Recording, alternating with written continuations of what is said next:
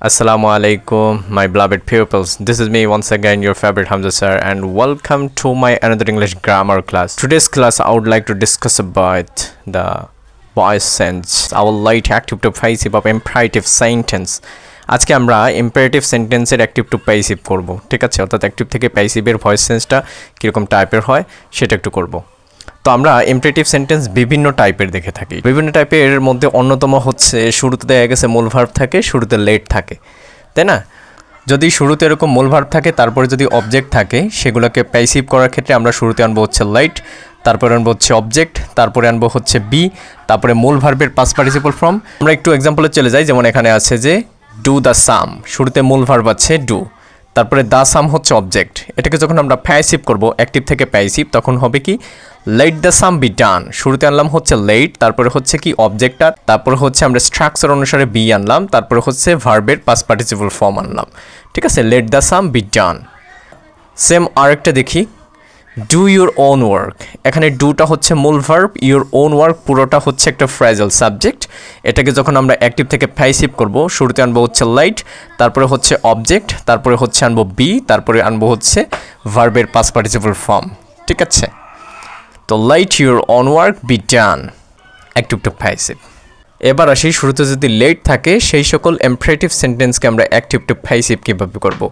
শুরুতে যদি লেট থাকে, তারপরে যদি একটা অবজেক্ট থাকে, তারপরে যদি মূল ভার্ব থাকে, সেটাকে আমরা প্যাসিভ করার ক্ষেত্রে লেট, তারপরে অবজেক্টটা আনবো, তারপরে বি আনবো, তারপরে মূল ভার্বের পাস্ট পার্টিসিপল ফর্ম আনবো, শেষ। উদাহরণে চলে যাই, লাইট হিম গাও, লাইট হিম গাও। এটার প্যাসিভ ফর্ম হবে লাইট হিম বি গান। শুরুতে লেট আনলাম, তারপরে হিম আনলাম, তারপরে হচ্ছে বি আনলাম, তারপরে ভার্বের পাস্ট পার্টিসিপল ফর্ম গো থেকে গান।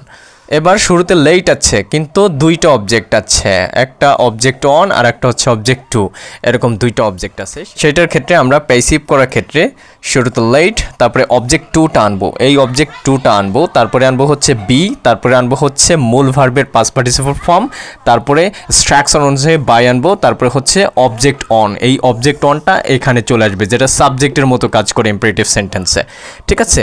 তো লেট মি সেভ দেম, এটাকে যখন আমি এটাকে যখন আমরা অ্যাক্টিভ থেকে প্যাসিভ করব, তখন হবে কি লেট, তারপরে হচ্ছে দেম, দেমটা হচ্ছে অবজেক্ট টু। এখানে মি আর হচ্ছে দেম দুইটা অবজেক্ট আছে, তাহলে লেট, তারপরে হবে দেম, তারপরে হচ্ছে বি সূত্র অনুসারে, তারপরে আনতে হবে কি ভার্বের পাস্ট পার্টিসিপল ফর্ম, সেভ থেকে সেভড, তারপরে আনতে হবে স্ট্রাকচারের বাই, তারপরে আনবো হচ্ছে কি এই অবজেক্ট অন।